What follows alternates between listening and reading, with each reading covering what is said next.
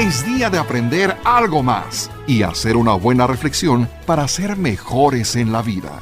¡Claro! Te acompaña ese amigo que te guiará en tu camino. Él es el Padre José de Jesús Aguilar Valdés, la voz amable de la radio. Esto es En tu Camino. Por supuesto que conoces los sacramentos. Sabes perfectamente que son 7.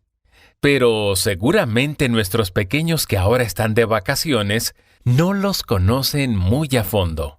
Es por eso que esta semana tenemos el especial sobre los sacramentos de nuestra serie Cimentando Nuestra Fe.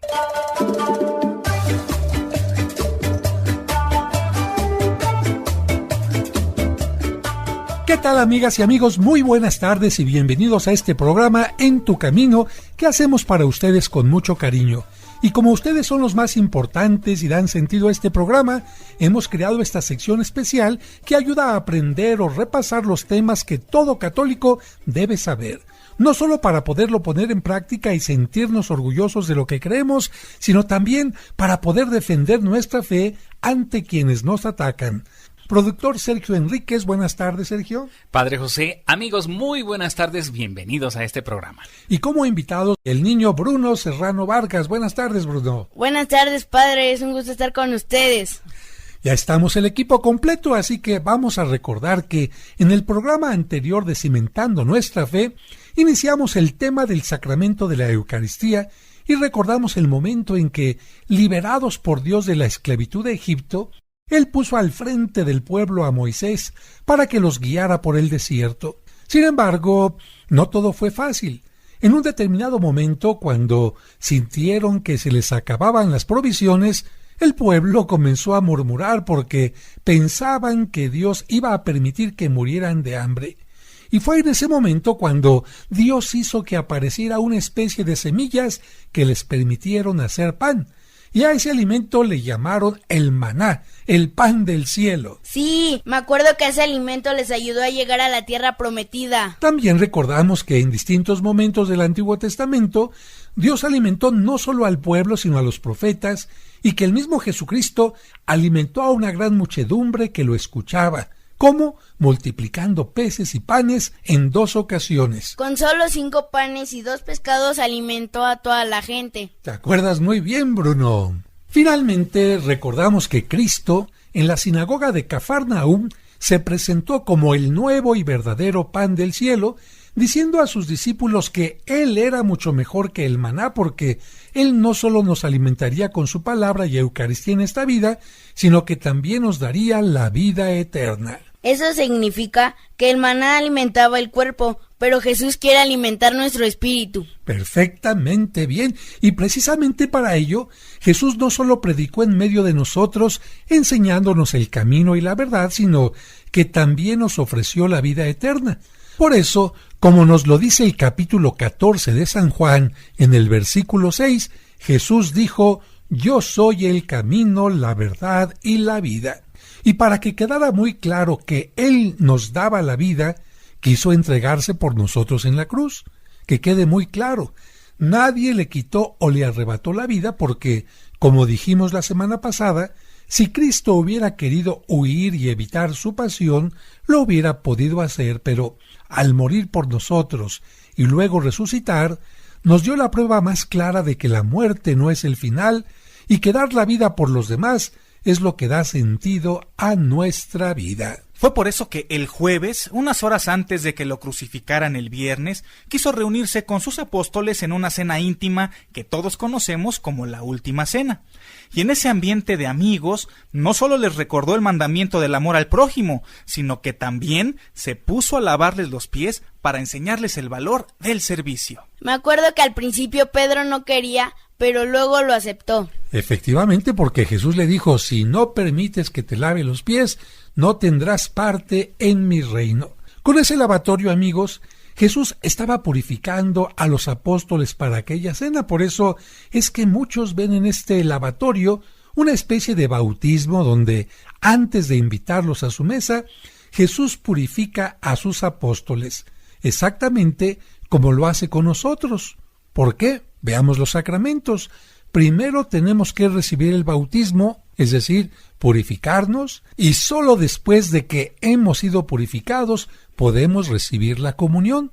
Por eso es el orden de los sacramentos: primero bautismo y vendrá más adelante la comunión. Pero para que este programa sea más agradable y más ameno, vamos a imaginarnos lo que Jesucristo hizo en la última cena, lavando los pies a sus discípulos con este canto que se llama Les doy un mandato nuevo.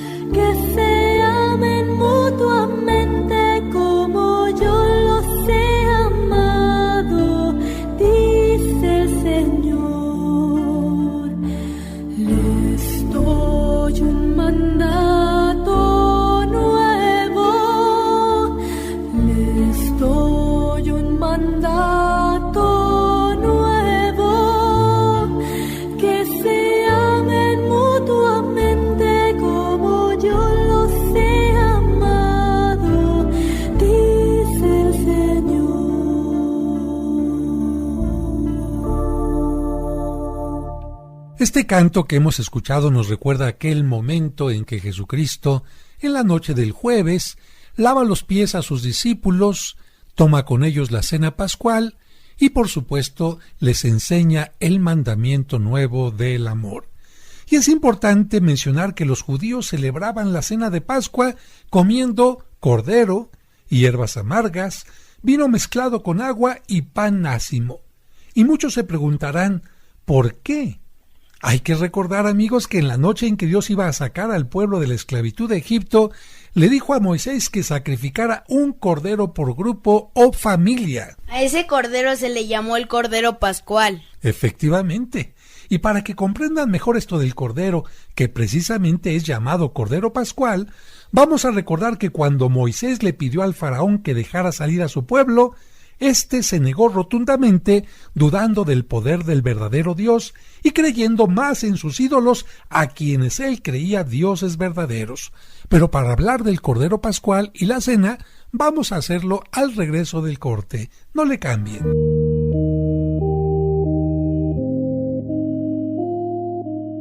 Tenemos que hacer una pausa y volvemos rápido con la explicación de los sacramentos en Cimentando Nuestra Fe.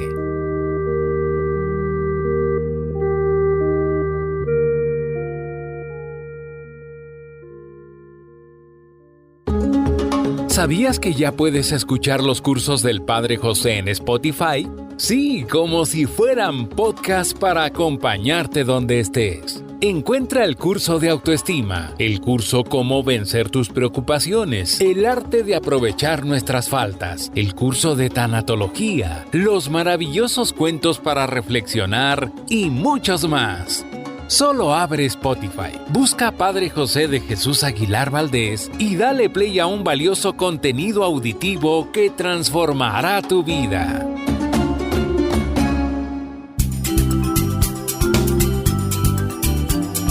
Estás escuchando En tu Camino. En tu Camino. Con el Padre José de Jesús Aguilar Valdés. La voz amable de la radio.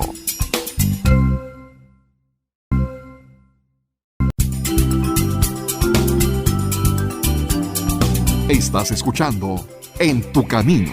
En tu Camino. Con el Padre José de Jesús Aguilar Valdés. La voz amable de la radio. Lamentablemente, muchos que se dicen católicos solo siguen tradiciones, pero no los mandamientos de Dios. Es muy probable que ya hayas escuchado estos cuentos maravillosos que el Padre José comparte a través de este programa o en su canal de YouTube. Eso es cierto. Por eso tú me has enseñado a cuidar mi cuerpo. Así es, debemos ser aseados, cuidar nuestra salud y alimentarnos adecuadamente. Con ellos, tanto los niños como los adultos comprendemos mejor los evangelios que escuchamos cada domingo en la Santa Misa. No seas tonto.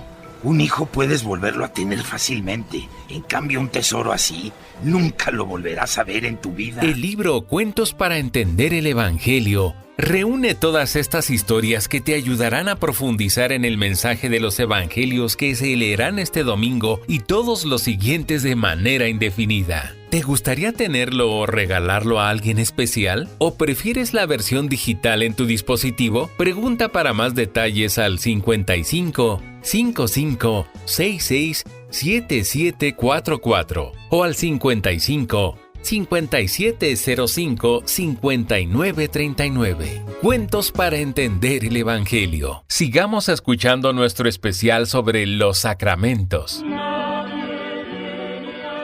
Muchas gracias por continuar con nosotros en este programa donde estamos hablando de la Eucaristía y los fundamentos de ella.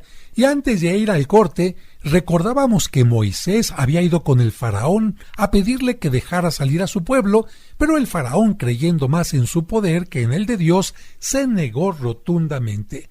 Fue por esto que para manifestar su poder, Dios envió varias plagas sobre Egipto, pero como el faraón endurecía cada vez más su corazón, pues Dios tuvo que tocar su punto débil y el de todos los egipcios. ¿Cuál era el punto débil? El hijo primogénito, es decir, el primer hijo de cada familia. Ninguno de ellos escaparía a la 10ª plaga, desde el más bajo funcionario hasta el primer hijo del faraón, desde el más sencillo campesino hasta los primogénitos del ganado, todos, hombres o animales, hijos primeros, todos morirían a manos del llamado ángel exterminador. Pero viene una pregunta. Si todos los hijos primogénitos iban a morir sin importar su edad, ¿cómo hicieron los israelitas para que la plaga no les afectara? La respuesta la encontramos en el mismo libro del Éxodo, que cuenta todos estos acontecimientos con detalle. ¿Cómo se comieron el cordero? ¿Crudo, frito o asado? Muy buena pregunta y te va a responder David. Con mucho gusto, Bruno. Fíjate que por orden de Dios, Moisés pidió a todos los hebreos que sacrificaran a un cordero por grupo o familia y que lo desangraran totalmente antes de asarlo. Y es que la sangre de aquel cordero iba a servir de señal de fe porque las casas que tuvieran marcadas sus puertas con la sangre de aquel animal estarían protegidas de la plaga mortal. Por eso todos los judíos marcaron con la sangre del cordero sus puertas para que, cuando pasara el ángel exterminador que enviaba a Dios, no tocara a ninguno de los que vivían en aquella casa, y luego se dispusieron a cenar el cordero asado. Porque era una especie de intercambio. Para que Dios no quitara la vida a los hijos de los judíos, deberían ofrecerle una víctima. El sacrificio del cordero era el pago por el rescate de los hijos. Podemos decir que se repetía lo que le había sucedido a Abraham cuando iba a sacrificar a su hijo Isaac. Dios le perdonó a su hijo y a cambio Abraham le sacrificó un animal. Pero veamos cómo fue la cena pascual de acuerdo a las instrucciones que Dios les dio y que se encuentran en el capítulo 12 del libro del Éxodo. Deberían sacrificar a un cordero, macho, sin defecto y de 1 año. Sería inmolado entre 2 luces. Con su sangre se marcarían las puertas de cada hogar para proteger a los primogénitos. Cada familia debería comer la carne asada, acompañándola de panes ácimos y con hierbas amargas. ¿Hierbas amargas? Sí, Bruno. Fíjate que las hierbas amargas recordaban lo amargo de la esclavitud que habían vivido en Egipto durante aquellos 430 años. En cambio, los panes ácimos respondían a una razón práctica. ¿Por qué? Para que la levadura pudiera fermentar la masa, pues se necesitaba tiempo y la premura de aquella cena inesperada, así como la pronta salida de Egipto, no les daba tiempo al proceso de fermentación del pan. Por esta razón, los hebreos no pudieron comer un pan esponjosito, sino más bien ácimo y duro. En cuanto a la forma de comer, no lo pudieron hacer sentados cómodamente, sino como si ya estuvieran listos para salir. El libro del Éxodo nos dice que Dios ordenó que consumieran los alimentos deprisa, como si ya estuvieran listos para salir, con la cintura ceñida, los pies calzados y el bastón en la mano. El texto también menciona que no se debería guardar absolutamente nada. El alimento sobrante debería ser quemado al amanecer y algo muy importante es que los israelitas deberían recordar para siempre aquel momento llamado Pascua. Dios les dijo: guarden este día de generación en generación como decreto perpetuo. También guardarán este rito cuando entren en la tierra que les daré de acuerdo a mi promesa. Y cuando les pregunten sus hijos ¿qué significa este rito?, responderán: este es el sacrificio de la Pascua de Yahvé, que pasó de largo por las casas de los israelitas en Egipto cuando hirió a los egipcios y salvó nuestras casas. Tengo una pregunta. ¿Los judíos siguen celebrando esto? Sí. Es interesante mencionar que el pueblo de Israel continúa celebrando la cena pascual hasta el día de hoy. Así recuerda su liberación. Bien, pues ya con la idea clara de qué fue la cena de Pascua judía y por qué comieron cordero y pan ácimo los judíos, continuamos con nuestro tema. Cristo pertenecía al pueblo judío y por tanto, como todos los judíos, cada año tenía que celebrar también la Pascua. ¿Y la comenzó a celebrar desde adulto o desde que era niño? Desde niño la celebró con María, José y sus parientes, y como todos los judíos, cumplía con el sacrificio del cordero que se tenía que inmolar, pon atención, el viernes antes de que el sol se ocultara. Es importante que recuerden esto. El cordero se debía sacrificar el viernes y por ello Cristo, como nuevo cordero de Dios, debería sacrificarse en viernes. Por eso Cristo fue crucificado el Viernes Santo. Aquella última cena, cuando Cristo tenía 33 años, sería para él su última celebración de la Pascua. En ese momento, Jesús tomó el lugar del cordero que debía ser sacrificado para liberarnos de la esclavitud del pecado y de la muerte. Desde entonces, los sacrificios de animales como rituales de purificación, pacto o alianza con Dios quedaron superados por el único y verdadero sacrificio, el de Cristo. Ya desde aquí vamos sacando una conclusión. Ninguna ofrenda o sacrificio que le hagamos a Dios será mejor que el sacrificio que Cristo hizo por nosotros. Por eso no hay nada mejor que ofrecerle a Dios que la Eucaristía, la Santa Misa. Ni grandes ramos de flores, peregrinaciones, sacrificios, limosnas, oraciones, rosarios, viacrucis o cualquier otra cosa tienen el valor tan grande que tiene la Eucaristía porque en ella Cristo se entrega por nosotros. y entendí que la misa es lo mejor que le podemos ofrecer a Dios. Pues vamos avanzando muy bien, Bruno. Con esta explicación ya podemos entender que Cristo es el nuevo Cordero inmolado, por cuya sangre podemos vencer a la muerte y tener la vida eterna. Si en la Pascua judía los israelitas tuvieron que marcar sus puertas para librarse de la muerte, en la última cena Jesús nos marcó con su sangre al ofrecerse en sacrificio por nosotros. Por eso dijo: «Esta es mi sangre, la sangre de la alianza, que se derrama por muchos para la remisión de los pecados». Así como en Egipto el sacrificio y la sangre del cordero ayudaron a que los hebreos obtuvieran la libertad, a partir de la última cena, Cristo, con su sangre y como cordero, nos libra de nuestros pecados y de la muerte eterna. ¿Me podrían explicar un poco más qué significa la palabra Pascua? Claro que sí, mira, para terminar esta parte de la Eucaristía y su relación con la Pascua judía, concluimos diciendo que la palabra Pascua tiene su origen en la palabra hebrea Pesaj, que significa paso y tiene diversas interpretaciones. En el Antiguo Testamento, por ejemplo, tiene 3 significados. El primero se refiere al paso que realizó el ángel de Dios en Egipto para dar muerte a los primogénitos egipcios y mostrar su poder. El segundo significado se refiere al paso que hicieron los hebreos por el Mar Rojo a pie seco, para librarse de los ejércitos del faraón que los perseguían, aquel famoso momento en que las aguas se abren. El tercer significado es el paso del pueblo judío de la esclavitud a la libertad. Para los cristianos, la palabra Pascua se refiere especialmente a Cristo, que pasa de la muerte en cruz a la vida en la resurrección, iniciando así la nueva Pascua para toda la humanidad, que será el paso del pecado a la gracia y, por supuesto, el paso de la muerte a la resurrección. Los judíos que no creen en Cristo celebran la Pascua anual siguiendo el ritual expresado en el capítulo 12 del Éxodo. En cambio, los cristianos celebramos la Pascua anual o resurrección de Cristo el primer domingo de luna llena de primavera. Pero también desde los primeros siglos, los cristianos celebramos la Pascua en forma semanal. ¿Cuándo y cómo? En la Santa Misa Dominical. Por eso la misa semanal es muy importante. Y por eso Cristo nos pidió en la última cena: hagan esto en memoria mía. Es una petición directa y clara de Jesús en los últimos momentos de su vida, casi como un testamento que debemos de cumplir con gusto. Es clara la petición de Jesús: hagan esto en memoria mía. Con lo que hemos mencionado hasta este momento, si alguien nos preguntara qué hubo en la última cena, podríamos contestar sin problema alguno que en la mesa hubo pan ácimo, hierbas amargas y vino mezclado con agua, pero no podía haber cordero porque los corderos se sacrificaban el viernes. Y sucede que Cristo anticipó la cena para el jueves porque el viernes por la noche ya estaría muerto. Por eso la institución de la Eucaristía la celebramos el Jueves Santo.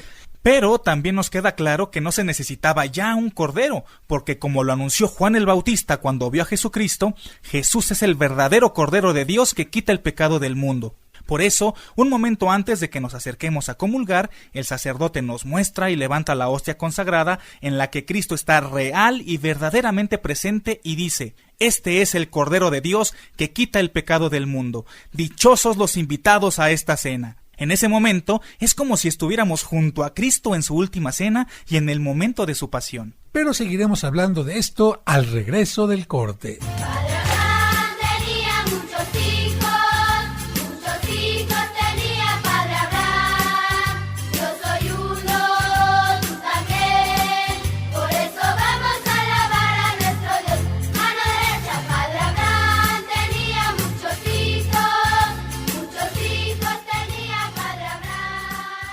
Y recuerda que tú nunca estás sola o solo porque, de una u otra manera, Dios siempre se hace presente en tu camino.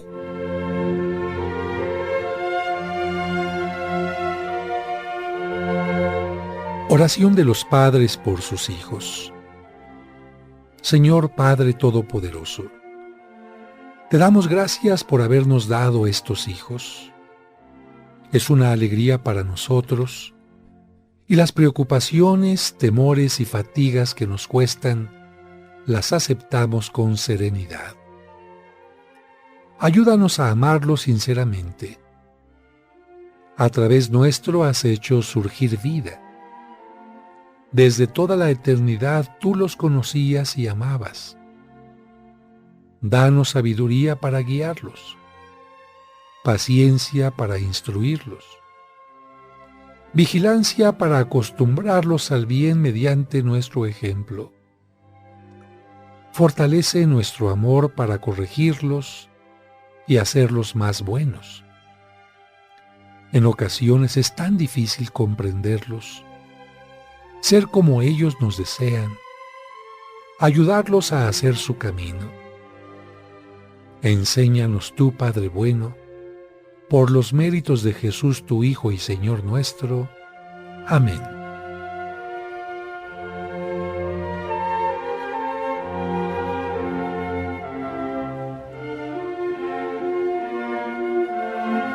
En tu camino, un programa para encontrar la meta.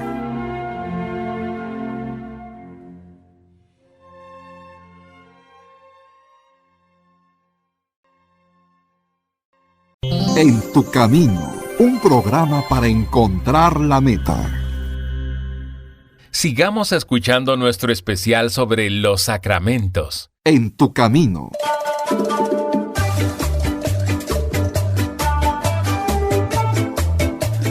Muchas gracias por continuar con nosotros y yo espero que le vaya quedando a usted muy claro qué es la Pascua, qué es el Cordero Pascual, qué había en la mesa de la Última Cena.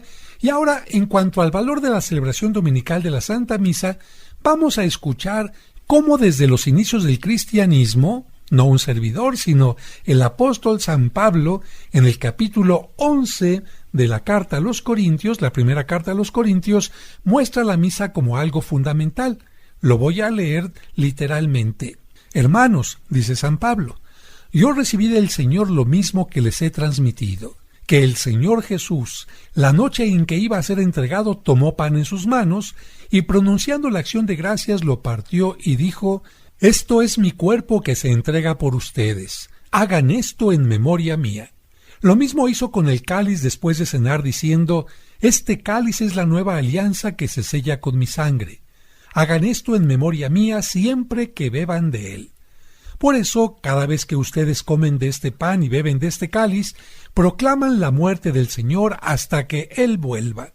Hasta aquí la lectura de San Pablo, y como pueden ver, San Pablo no solo dice que él recibió esto, sino que, como un tesoro maravilloso, lo quiere compartir y transmitir a través de su epístola, a través de su carta a los Corintios. Y además de que nos recuerda que Cristo nos pide que celebremos esto en memoria suya, nos enseña que participar en la misa no solo es acercarnos a Dios, formar comunidad, orar juntos, escuchar su palabra, alimentarnos con el cuerpo y la sangre de Cristo, sino también convertirnos en testigos y propagadores de su obra. Por eso nos dice: cada vez que ustedes comen de este pan y beben de este cáliz, proclaman la muerte del Señor hasta que Él vuelva.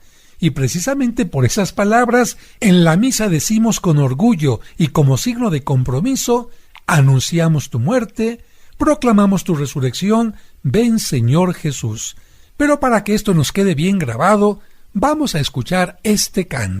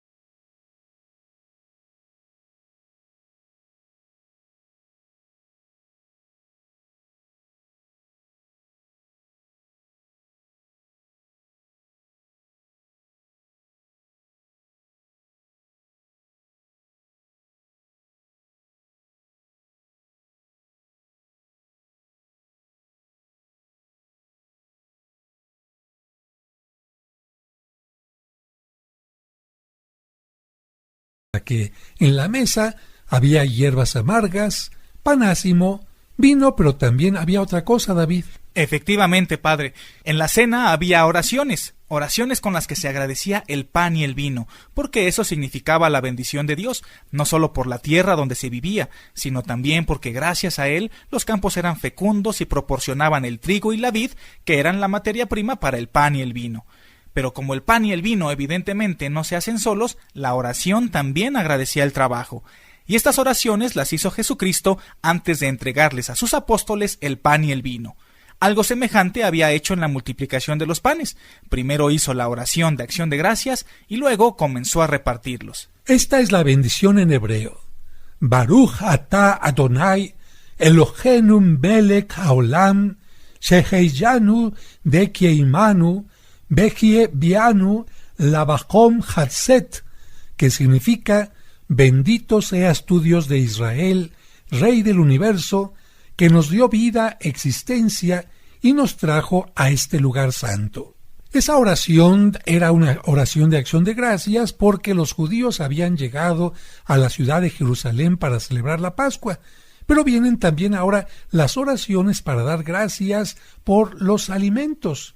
Baruch atah Adonai Eloheinu melech haolam yamutzin lechem mitharet amén, que significa: bendito seas tú, Señor Dios de Israel, Rey del universo, que creas el trigo para hacer el pan. Amén. Y después viene la oración sobre el vino. Baruch atah Adonai Eloheinu melech haolam boré beri yahefen amén, que significa: bendito sea Señor Dios del universo, creador de la fruta, del vino. Amén. Solo cuando entendemos esto comprendemos por qué antes de la consagración, en el momento que le llamamos ofertorio o presentación de las ofrendas, el sacerdote dice esta oración: bendito sea Señor Dios del universo, por este pan, fruto de la tierra y el trabajo del hombre. Y lo mismo dice con el vino. Y una vez que ya están en el altar el pan y el vino, el sacerdote inicia una larga oración que tiene como centro las palabras de consagración. ¿En qué parte de la Biblia podemos encontrar estas palabras? Mira, aunque los 4 evangelios mencionan la institución de la Eucaristía, es especialmente claro el de San Mateo, que en el capítulo 26 menciona: Jesús tomó pan y lo bendijo, lo partió y dándoselo a sus discípulos dijo: tomen, coman, este es mi cuerpo. Luego tomó una copa y dando gracias se la dio diciendo: beban de ella todos, porque esta es mi sangre de la alianza, que es derramada por muchos para el perdón de los pecados. Y ahora vamos a escuchar un canto en que precisamente se recuerdan estas palabras que Cristo utilizó en la institución de la Eucaristía: es mi cuerpo.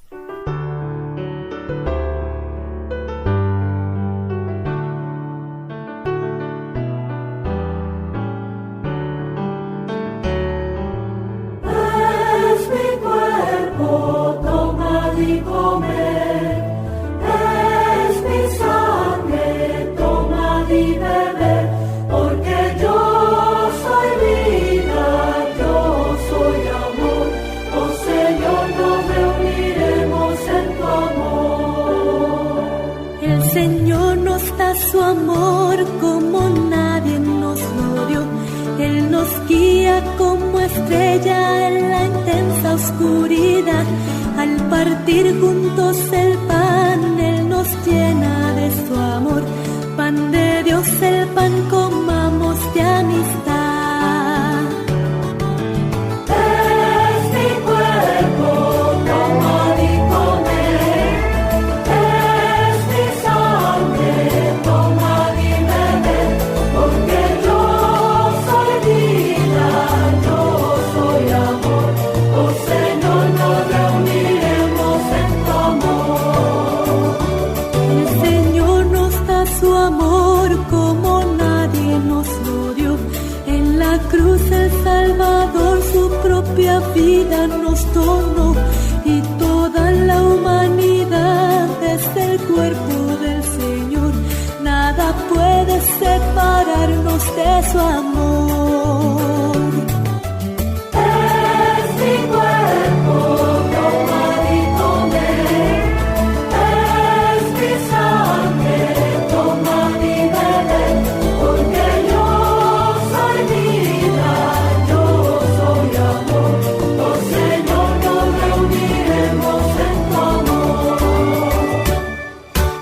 Vamos a un breve corte y cuando regresemos, el tema de la Eucaristía y la alianza. Tenemos que hacer una pausa y volvemos rápido con la explicación de los sacramentos en Cimentando Nuestra Fe.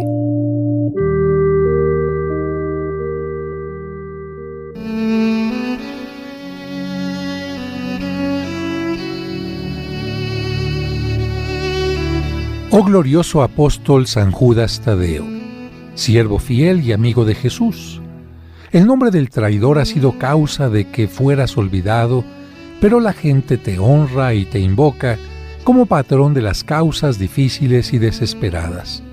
Ruega por mí para que reciba el consuelo y socorro del cielo en todas mis necesidades, tribulaciones y sufrimientos, particularmente en lo que hoy te pido, para que pueda bendecir a Dios en tu compañía con los demás elegidos por toda la eternidad.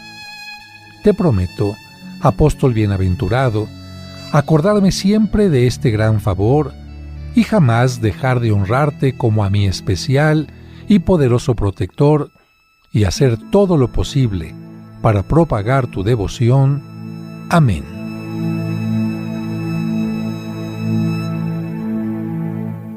En tu camino, un programa para encontrar la meta. ¿Quieres comunicarte con el Padre José? Escríbele a padrejosedejesus@hotmail.com. padrejosedejesus@hotmail.com. Esperamos tus sugerencias y comentarios. En tu camino, un programa para encontrar la meta. Conoce los lugares más importantes de la Tierra Santa y diferentes santuarios europeos sin salir de casa a través de los videos del Padre José. Al pasar por la pequeña puerta, los peregrinos pueden ver una losa de mármol que protege la piedra original donde estuvo el cuerpo de Cristo. Suscríbete a su canal de YouTube y ahí podrás aprender mucho sobre nuestra religión católica. Hoy quiero presentarles este libro que se llama Los Apócrifos y otros libros prohibidos. Encontrarás cuentos y explicaciones divertidas para los pequeños. ¿En cuántas de ellas caíste? En ninguna, padre. No les hice caso porque no quería caer en el mal. Podrás escuchar completos los cursos de autoestima y tanatología. Una persona que no se ama no podrá tener una fuerte y sana autoestima. Todos los domingos a las 9 de la mañana podremos celebrar juntos la Santa Misa. En el nombre del Padre, y del Hijo, y del Espíritu Santo. Amén. Amén. No esperes más. Busca su canal en YouTube como Padre José de Jesús Aguilar y suscríbete. Sigamos escuchando nuestro especial sobre los sacramentos.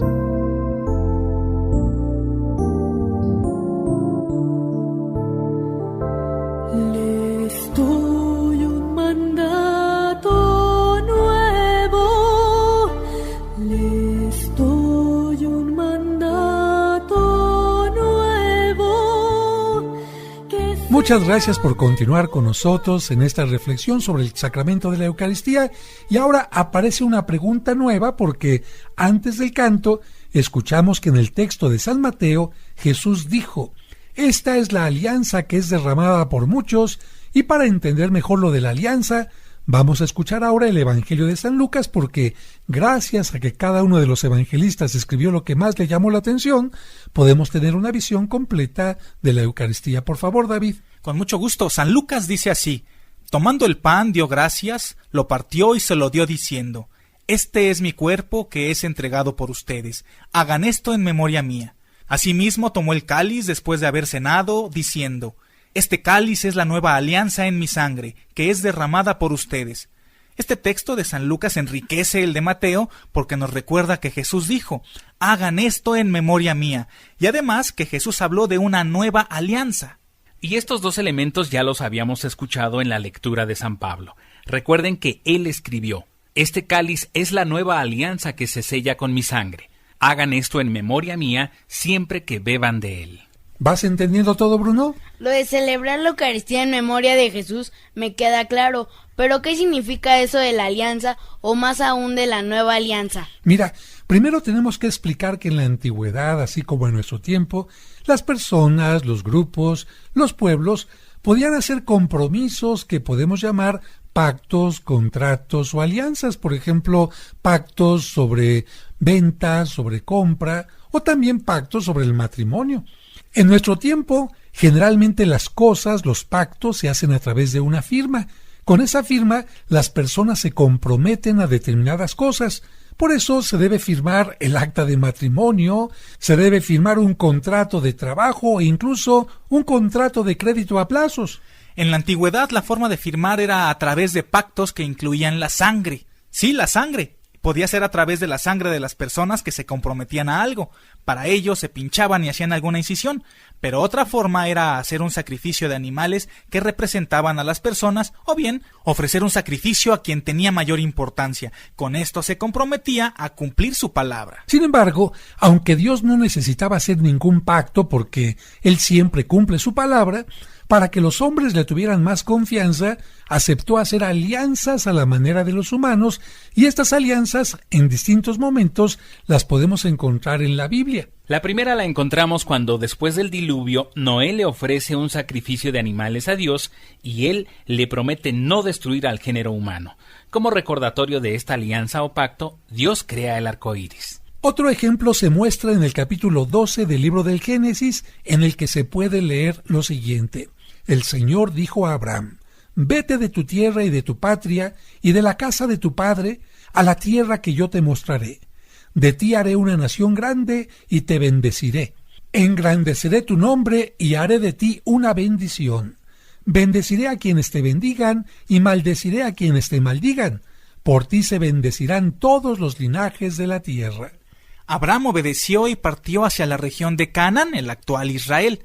Allí ofreció a Dios en sacrificio una novilla de 3 años, una cabra de 3 años, un carnero también de 3 años, una tórtola y un pichón. Mediante aquel sacrificio, Dios hizo con él una alianza por la que le entregaría toda aquella tierra. Pero para comprender mejor el tema de las alianzas y cómo Dios, por amor, se adapta a las circunstancias de los humanos, seguiremos hablando un poco más sobre la historia de Abraham. Además de prometerle hacerlo padre de una gran nación, Dios le ofreció otra promesa porque, como Sara, su esposa, no podía tener hijos, Abraham se tenía que contentar con Ismael, el hijo que había procreado con su esclava Agar, ya que según las costumbres de aquellos tiempos, los hombres también podían tener hijos con sus esclavas, pero eso no se consideraba una bendición. Fue por eso que Dios le prometió a Abraham que tendría un hijo, pero con su esposa Sara, para que a través de este hijo continuara con su bendición y su alianza. Poco después de la promesa, Dios le cambió el nombre de Abraham por el de Abraham, que significa padre de muchos pueblos. Es importante comprender por qué en aquel tiempo un hombre podía tener hijos con la esposa y las esclavas, y también cuál de los hijos era considerado el hijo más bendecido, así que pongan mucha atención. En aquel tiempo la mortandad infantil era común y el promedio de vida era muy corto porque cualquier enfermedad o infección podían acabar con la vida. Imagínense un tiempo sin medicamentos. Por eso cuando el jefe del clan o familia veía disminuir drásticamente el número de sus miembros, pues hacía todo lo posible para que su descendencia no desapareciera. Por eso se consideraba normal que para garantizar la descendencia y el número de la familia, el padre tuviera hijos con la esposa y las distintas esclavas. Así que la poligamia no era considerada infidelidad, sino más bien necesidad de supervivencia. No obstante esto, había grandes diferencias sobre los derechos que los hijos podían reclamar. El hijo primogénito, o sea, el primer hijo varón de la esposa, era considerado la mayor bendición de Dios y quien tenía absolutamente todos los derechos. Los demás hijos, especialmente los de las esclavas, eran considerados totalmente inferiores. Con esto, amigos, entendemos que Abraham no solo deseaba tener hijos para asegurar la prole, anhelaba especialmente tener un primogénito con su esposa Sara, anhelaba tener el hijo de la bendición. Sin embargo, ella era estéril. Fue en este contexto que Dios le prometió que sería padre de muchos pueblos, y eso suponía el nacimiento del hijo deseado. Dios y Abraham, de acuerdo a las costumbres de la época, hicieron una alianza, un trueque. ¿A qué se comprometía cada uno? Vamos a verlo. El patriarca le entregaba a Dios su fe y total confianza. Dios, por su parte, con un milagro, le daría un hijo, Isaac, el hijo de la bendición. La teología cristiana suele comparar a Isaac con Cristo porque ambos son primogénitos y los más amados por su padre. Lo que más ama a Dios es a su hijo Jesucristo, y lo que más amaba a Abraham era a su hijo Isaac. Además, de acuerdo a la teología cristiana, así como Abraham estuvo dispuesto a entregar a su hijo en sacrificio para manifestar su amor a la divinidad, Dios sacrificó a su propio hijo para manifestar su amor a la humanidad. Y bueno, a veces la Biblia nos sorprende porque parece presentarnos a un Dios semejante a los dioses griegos o romanos, que de acuerdo a la mitología eran ajenos al ser humano, a sus sufrimientos y necesidades. Y en cambio estaban deseosos de ofrendas y se mostraban impacientes, inclementes y coléricos también. Sin embargo, en la Biblia, bajo un lenguaje a veces difícil de comprender, Dios manifiesta una pedagogía divina. Yo no sabía que la Biblia decía que un hombre podía tener varias esposas. Pues sí, efectivamente, Bruno, hay muchas personas que dicen, ¿cómo es posible que Dios permita que un hombre pudiera tener varias esposas? ¿Y por qué no lo permite en este tiempo? Bueno, Bruno, porque Dios se adapta, como hemos dicho, a las circunstancias de cada época. Y en la época de Abraham, como hemos dicho también, los niños se morían fácilmente. Y si un hombre tenía solamente una esposa, a veces se podía quedar sin hijos y su descendencia se terminaba para siempre. Por eso en tiempo de Abraham se permitía, y no es solamente con Abraham, sino con toda la gente que vivía a su alrededor, que un hombre pudiera tener a una esposa que era la favorita, la privilegiada, pero también pudiera tener varias esclavas con las que pudiera tener distintos hijos. Y si Dios quería hacer una alianza con Abraham, pues Dios tenía que adaptarse a la circunstancia de Abraham, Bruno. Por eso es que Dios, podemos decir, utiliza una pedagogía. Esa pedagogía significa que Dios se adapta a las diversas circunstancias de los seres humanos para que podamos comprender más fácilmente su mensaje de amor. En la Biblia se ve claramente que Dios utilizó el lenguaje y costumbre, a veces salvajes, de aquel tiempo, pero no para estar de acuerdo, sino para transformar y elevar nuestra humanidad. Podemos decir que Dios se pone en nuestros zapatos. Gracias, Bruno, por haber estado con nosotros. ¿Te gustó el programa? Sí, gracias, padre. Gracias a ti. Gracias, Sergio Enríquez. Padre José, muchas gracias. Amigos, sigamos cimentando nuestra fe. Así es. Recuerden que esta no es una sola lección, sino que cada lección tiene siempre una continuidad. Que Dios les bendiga y mañana nos escuchamos. ¿Qué tal?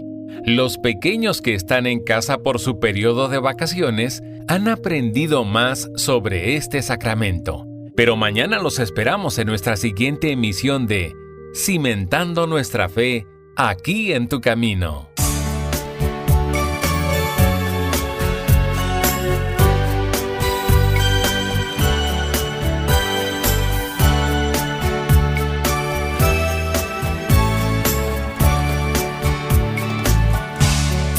Ah.